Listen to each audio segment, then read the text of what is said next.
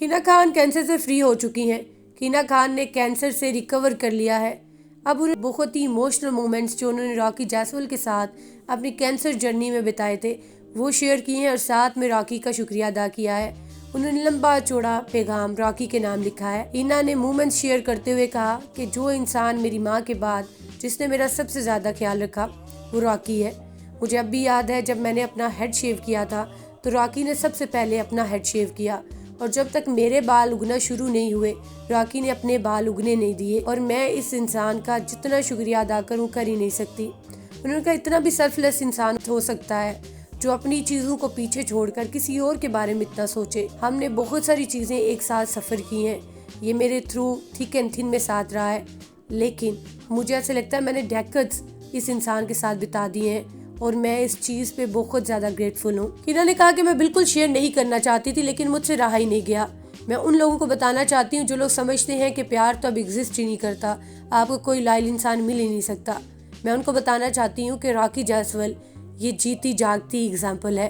उन्होंने साथ लिखा कि मेरे टफेस्ट टाइम में जिस तरह मेरे साथ खड़ा रहा, जो मैंने चैलेंजेस फेस किए अपनी हेल्थ को लेकर, हम एक दूसरे के मुश्किल टाइम में हमेशा साथ रहे। लेकिन जब मेरे फादर का देहांत हुआ रॉकी के भी, तो मुझे याद है हम किस तरह रोते थे, एक दूसरे को तसल्लियाँ देते थे। और मैं वो टाइम भी नहीं भूली जब मुझे कोविड हुआ, तब थ्रू आउट रॉकी मेरे साथ रहे। 3 मास्क वो पहन लेते थे सारा दिन, लेकिन अपनी परवाह किए बगैर वो मेरी लुक आफ्टर करते थे और ऐसा स्पेशल बंदा हो ही नहीं सकता। और जब मुझे कैंसर डायग्नोस हुआ, वो खबर सुनने के बाद और अब तक मैं कैंसर फ्री हो चुकी हूँ।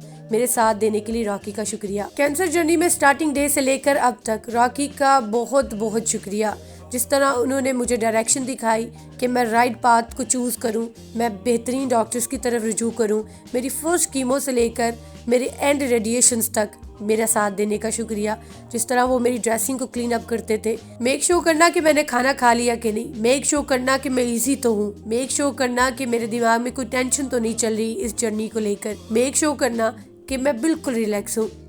अपनी परवाह किए बगैर, अपना ध्यान रखे बगैर मेरे लिए सब कुछ करने के लिए आपका धन्यवाद। इस जर्नी में स्पेशली 2 महीनों में मैंने रियलाइज़ किया कि सबसे बेस्ट थिंग जो मेरे साथ हुई है वो आपका मुझे मिलना है। जब हालात मेरे लिए और तुम्हारे लिए दोनों के लिए बहुत मुश्किल थे, लेकिन जिस तरीके से, बिल्कुल भी इजी नहीं था, लेकिन जिस तरीके से आप मुझे फिक्स करते थे, हर चीज़ को फिक्स करना, मेरे साथ रहना, मुझे सिखाना कि आपने खुद से प्यार पहले करना है, यही चीज़ मुझे सांस लेने में ईजी करता था।